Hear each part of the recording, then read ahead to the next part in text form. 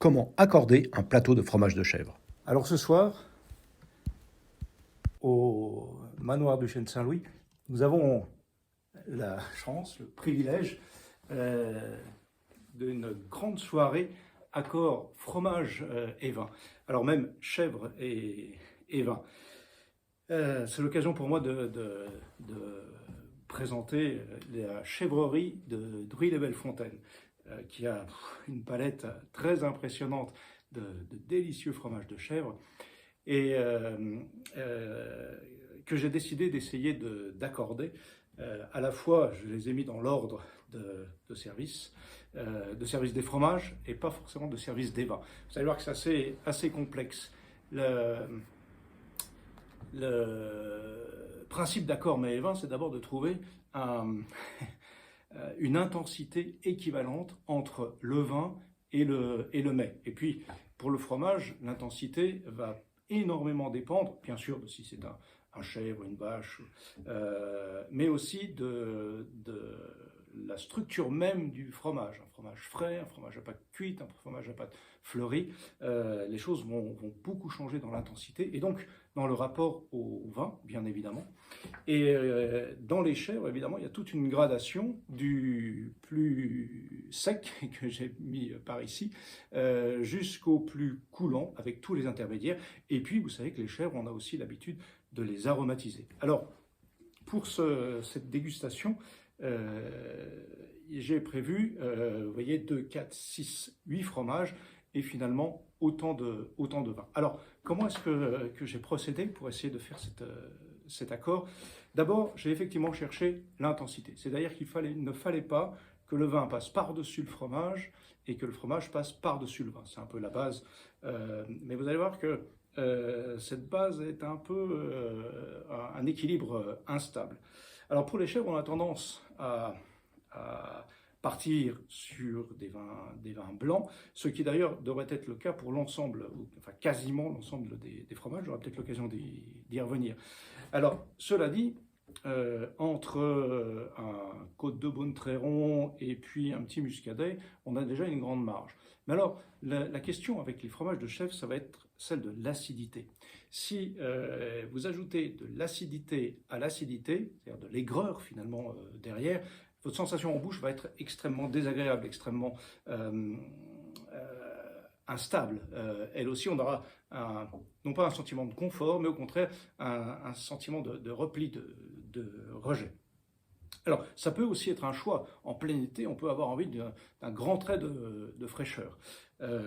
Cela dit, lorsque le chèvre est moins frais et qu'il commence à s'arrondir, il va prendre de la puissance, il va prendre du corps, son acidité va être masquée par le gras, et ajouter un vin plus gras peut ajouter du gras au gras et nous donner un peu de lourdeur. Alors, ce premier chèvre que j'ai choisi ici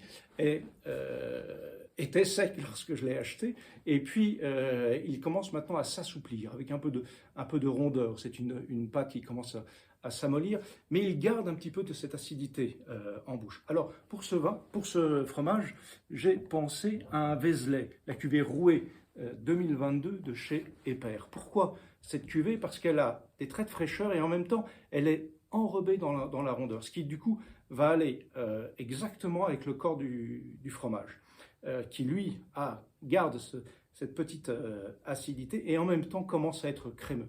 Il ne fallait pas qu'il y ait trop de crème, il ne fallait pas qu'il y ait trop d'acidité à ce moment d'équilibre un peu plus instable, ce moment de passage du fromage. Je n'aurais pas dit ça si j'avais servi le fromage au moment où je l'ai acheté, où il était beaucoup plus sec, où là j'aurais cherché un vin un peu plus rond.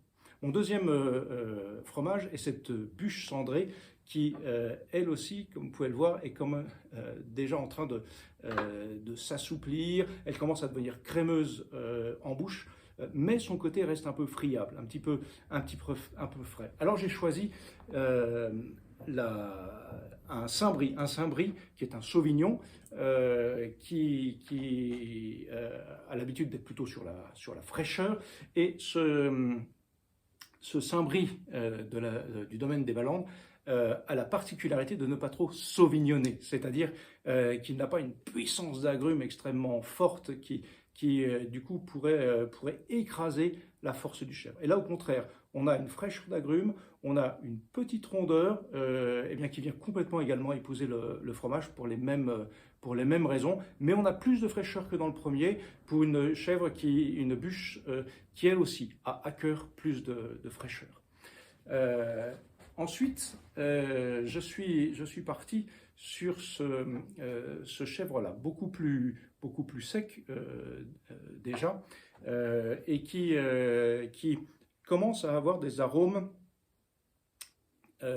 plus forts, les arômes plus forts du chèvre que l'on commence à avoir l'habitude de sentir. Et en même temps, il garde cette fraîcheur encore acide. C'est pour ça que j'ai choisi ce vin, un chardonnay, encore une fois, domaine de Bel Air, de Romain Desbrosses, fait par Pierre Hervé. C'est encore une cuvée 2020. Pourquoi 2020? Parce que du coup, malgré cette puissance, ce trait de couleur fruitée, on a déjà de la rondeur qui va adoucir le côté plus sec du fromage. Ensuite, je suis parti sur un Vézelay. Ce Vézelay qui a une attaque d'abord en première bouche qui m'a un peu surpris. J'avais l'impression qu'il n'y avait pas d'arôme. Et puis en fait, le gras du fromage vient tout simplement prendre sa place et donner tous les arômes du fromage. Ce qui fait que dans un deuxième temps, on a vraiment un goût assez prononcé et surtout beaucoup de crème.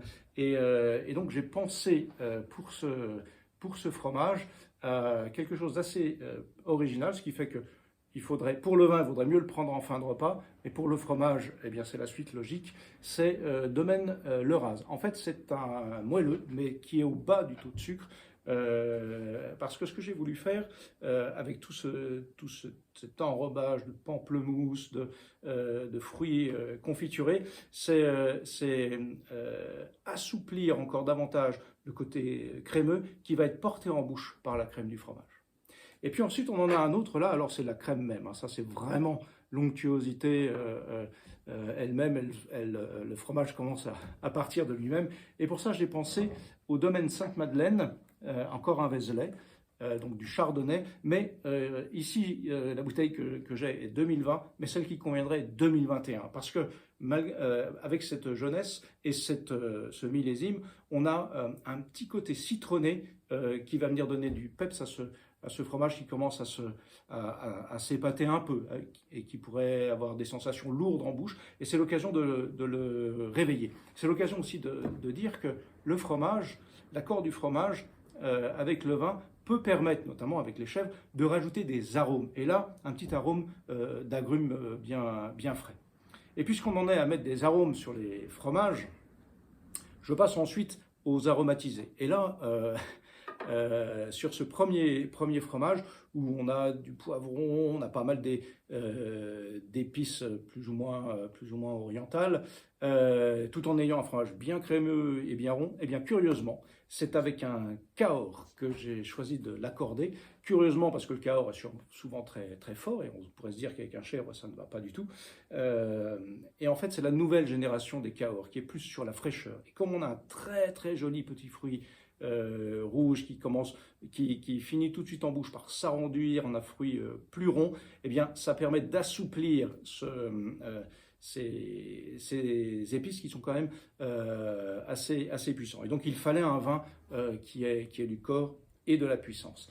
Et puis, ensuite, alors l'ordre va être compliqué entre l'ail et le poivre. Je vais commencer par le poivre, même structure, qui commence à être très coulant, on sent encore au fond l'acidité, mais le poivre domine complètement. Donc, ou on ne prend rien, ou on prend quelque chose qui va assouplir ce poivre. Et moi j'ai choisi un Coulanges la Vineuse, un côte de Nanteau, du domaine Houblin-Verdon, qui est vraiment un vin très gastronomique, très rond, mais ça reste un pinot noir, donc il n'a pas la puissance d'un grand Bordeaux par exemple, mais sa souplesse et son fût vont venir complètement assouplir le poivre. Et en bouche, ça va être beaucoup plus apaisé.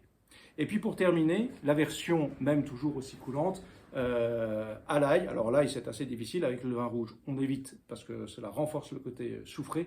Et donc j'ai pensé à un vin que je n'ai pas là, mais que j'ai goûté sous la cuve. C'est le futur Coteau de Tannay Melon de Romain Desbrosses, parce que il a une attaque de pommes fraîches qui s'enrobe tout de suite dans une pomme caramel absolument magnifique. Et vous savez qu'on cuit les pommes avec de l'ail parfois quand on fait des boudins, etc. Et donc c'est un mélange qui à la fois va garder du tonus, et il en faut pour ne pas écraser l'ensemble, mais qui va prendre également une certaine rondeur pour assouplir cet ail extrêmement fort. Et bien voilà, c'est un peu la soirée que je propose ce soir au Manoir du Chêne Saint-Louis, un accord chèvre de Druy-les-Belles-Fontaines à côté